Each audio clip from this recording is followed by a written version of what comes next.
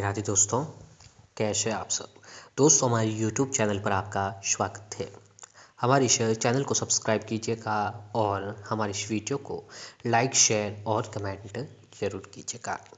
दोस्तों, चैत्र नवरात्रि का पर्व जो है मात्र अब कुछ ही दिनों में आने वाला है।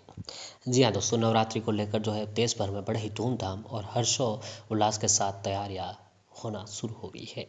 माँ दुर्गा के मंदिरों में जो है दोस्तों अभी से ही भक्तों का जो है भीड़ लगने लग गया है।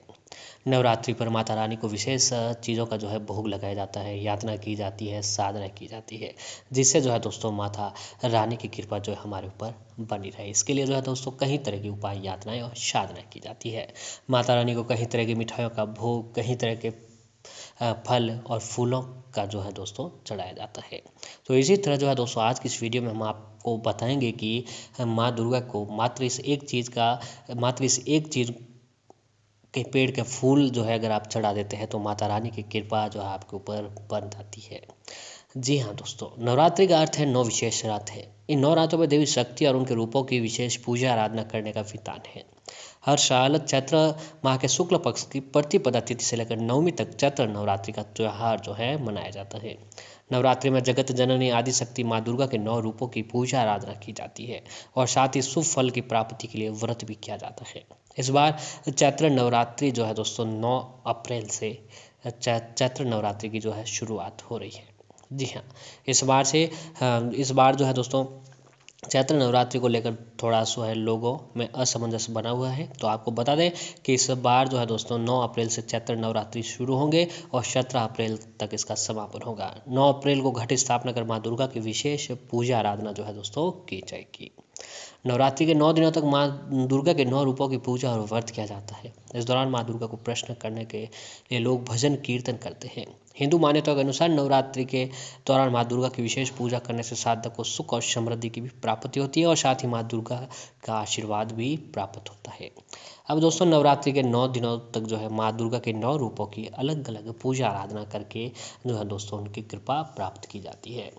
तो दोस्तों इसीलिए जो है अगर आप चाहते हैं कि माता रानी आपके घर पर पधारे नवरात्रि के इन दिनों में, तो दोस्तों माता रानी को जो है इन पेड़ों के फूल जो है ज़रूर चढ़ा देना चाहिए। तो सबसे पहला जो है दोस्तों पारिजात के पेड़ का फूल, इसे जो है दोस्तों हर्ष श्रृंगार का भी पौधा कहा जाता है। आपने सुना होगा कि माता रानी को पारिजात या फिर हर्ष श्रृंगार का पौधा जो अपने घर नवरात्रि पर घर पर लाकर लगाना भी जो है दोस्तों बहुत ही अधिक शुभ माना जाता है। और इसका फूल जो है माता रानी को चढ़ा दे तो माता रानी आपके ऊपर खूब प्रसन्न होती है और आपकी सारी परेशानियों को दूर कर देती है। तो दोस्तों पारिजात का पौधा जो है समुद्र मंथन में निकला था, जिसके बाद इंद्रदेव ने स्वर्ग लोक में इसे लगाया था। पुराणों के अनुसार इस पारिजात के पेड़ को धरती पर श्री कृष्ण लेके आए थे। नरकासुर का वध करने के बाद इंद्रदेव ने कृष्ण को पारिजात के पेड़ का एक फूल जो है भेंट किया था। यह फूल श्री कृष्ण जी ने रुक्मिणी को दे दिया था, जिसके कारण उनकी उम्र लंबी हो गई थी। और ये देख सत्यभामा ने श्री कृष्ण से पूरे पारिजात के पेड़ की जिद की थी।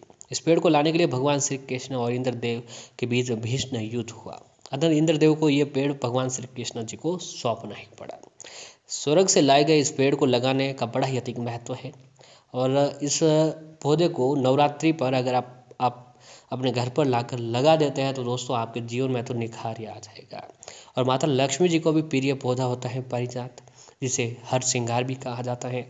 अपने लुभावनी खुशबू के साथ इन फूलों की खास बात यह है कि ये रात में ही खिलते हैं। जी हाँ, ये फूल जो है रात में खिलते हैं। इसके साथ ही ये अपने आप ही पेड़ से टूटकर गिर जाते हैं। स्वर्ग से आया हुआ पारिजात का ये पेड़ घर में लगाने से घर में सुख, शांति, समृद्धि बनती है। कहते हैं कि हर श्रृंगार के फूलों की महक में तनाव दूर करने की ताकत होती है। इनकी मन भावन खुशी आपके मानसिक तनाव और परेशानी को कम करने की भी शक्ति रखता है। घर में हो या फिर घर के आसपास यह महक मन को शांत करने के लिए काफ़ी होती है। और अगर आप नवरात्रि के इस दिनों में अपने घर पर लाना चाह रहे हैं ये पौधा, तो इसे घर के ईशान कोण में जो है इस पौधे को लगाएं, जिससे घर की नकारात्मक ऊर्जा जो है सकारात्मकता में बन जाती है। सुख, शांति और परस्पर मेल की भावना परिवार में बनी रहती है और लड़ाई झगड़े भी कम होते हैं। तो दोस्तों, अगर आप नवरात्रि के इस महान पर्व पर हर्ष श्रृंगार का पौधा, जी हाँ दोस्तों, हर्ष श्रृंगार का पौधा जो है या फिर हर्ष श्रृंगार का फूल, पारिजात का फूल माता रानी को नवरात्रि के पहले दिन, जी हाँ, घट स्थापना वाले दिन जो है माता रानी को हर्ष श्रृंगार का पौधा अपने घर पर लाएं और लगाएं। और पौधा नहीं लगा सकते हैं तो दोस्तों हर्ष श्रृंगार का फूल या फिर पारिजात का फूल लेकर माता रानी को जरूर चढ़ाएं। इससे माता रानी आपकी सारी परेशानियों को जो है दूर कर देंगे। अब दोस्तों, माता रानी को जो है, माँ दुर्गा को लाल फूल भी बहुत ही अधिक पसंद है। तो लाल फूल की अगर बात की जाए तो लाल फूल जो है दोस्तों आपको गुड़हल, जी हाँ, गुड़हल का फूल जो है दोस्तों आपको माता रानी को चढ़ा देना है। गुड़हल का फूल से माता रानी बहुत ही अधिक प्रसन्न होती है। और गुड़हल के फूल के साथ जो आपको विशेष रूप से जो है दोस्तों समी का जो पत्ता होता है, जी हाँ, समी का पेड़ का महत्व भी जो है नवरात्रि पर समी का पौधा अपने घर पर लगाने से भी काफ़ी लाभदायक हमें शक्तियाँ प्राप्त होती है, घर में सुख समृद्धि प्राप्त होती है। लेकिन अगर आप पौधा नहीं लगा सकते हैं तो आप गुड़हल के फूल के साथ समी का पत्ता भी माता रानी को जरूर चढ़ाएं। माता रानी की कृपा जो आपके ऊपर बनी रहती है। अब अगली जो है दोस्तों शंख पुष्पी का पौधा।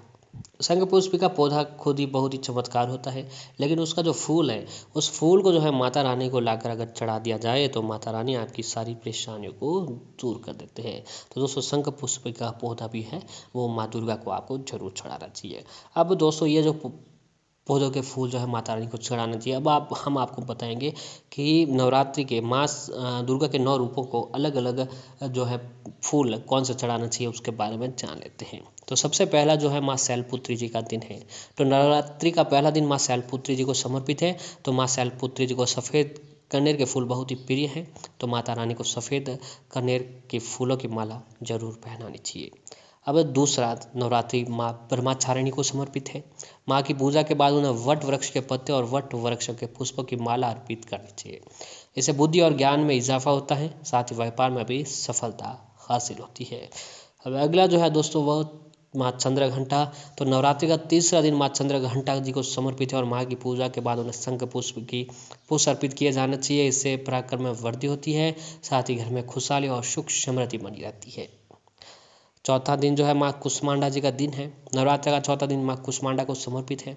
इस दिन माँ की पूजा की जाती है, उन्हें पीले रंग के पुष्प चढ़ाए जाते हैं। इससे व्यक्ति को अच्छे स्वास्थ्य की भी प्राप्ति होती है। अगला जो दिन है पाँचवा दिन, वो पाँचवा दिन जो है दोस्तों माता स्कंद माता जी को समर्पित होता है। जी हाँ, नवरात्रि का पाँचवा दिन माँ स्कंद माता को समर्पित है और माँ स्कंद माता को नीले रंग के पुष्प चढ़ाए जाते हैं। इससे संतान की प्राप्ति होती है। नीले रंग ये उन जातकों के लिए जो है दोस्तों, उन भाई बहनों, उन जातकों को चढ़ाना चाहिए जिन्हें संतान की प्राप्ति नहीं हो रही है। उन्हें माँ दुर्गा के 5वें रूप माँ स्कंद माता को समर्पित होता है। तो माँ स्कंद माता को नीले रंग के पुष्प चढ़ाएं। इससे निसंतान दंपतियों को जो है संतान की भी प्राप्ति होती है। अगला दिन जो है दोस्तों नवरात्रि का छठा दिन जो है माँ कात्यायनी जी को समर्पित है।